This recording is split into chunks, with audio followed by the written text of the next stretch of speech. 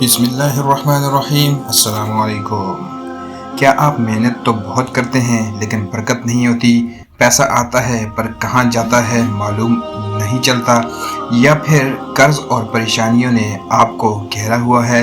آج میں آپ کو وہ راز بتانے والا ہوں جو خود اللہ کے رسول صلی اللہ علیہ وسلم نے ہمیں سکھایا۔ یہ کوئی عام ٹوٹکہ نہیں بلکہ رزق کے دروازے کھولنے والی وہ چابی ہے جسے استغفار کہتے ہیں۔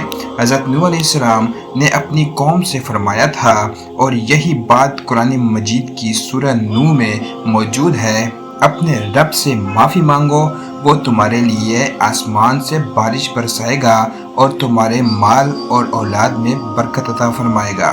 سوچئے، اللہ خود کہہ رہا ہے کہ استغفار سے مال یعنی رزق بڑھتا ہے، اور سنن ابو داؤد کی حدیث ہے کہ جو شخص استغفار کو اپنا معمول بنا لیتا ہے، اللہ اسے ایسی جگہ سے رزق دیتا ہے جہاں سے اسے گمان بھی نہیں ہوتا، یعنی اچانک غیبی مدد۔ اب سوال یہ ہے کہ پڑھنا کیسا ہے؟ اس کے لیے 3 آسان سٹیپس ہیں۔ نماز کی پابندی۔ سب سے پہلے 5 وقت کی نماز شروع کریں، کیونکہ نماز کے بغیر وظائف میں برکت نہیں ہوتی۔ صبح اور شام کا معمول۔ روزانہ فجر اور مغرب کے بعد کم از کم 100 مرتبہ دل سے استغفار پڑھیں۔ زبان کا چسکا۔ سارا دن جب آپ اپنے کام میں مصروف ہوں، دکان پر ہوں یا سفر میں ہوں، اپنی زبان پر استغفر اللہ جاری رکھے۔ یاد رکھیے، اللہ انہیں دیتا ہے جو اس پر مکمل یقین رکھتا ہے۔ صرف زبان سے پڑھنا کافی نہیں، دل میں اپنے گناہوں پر شرمندگی اور اللہ کی رحمت پر پورا بھروسہ ہونا چاہیے۔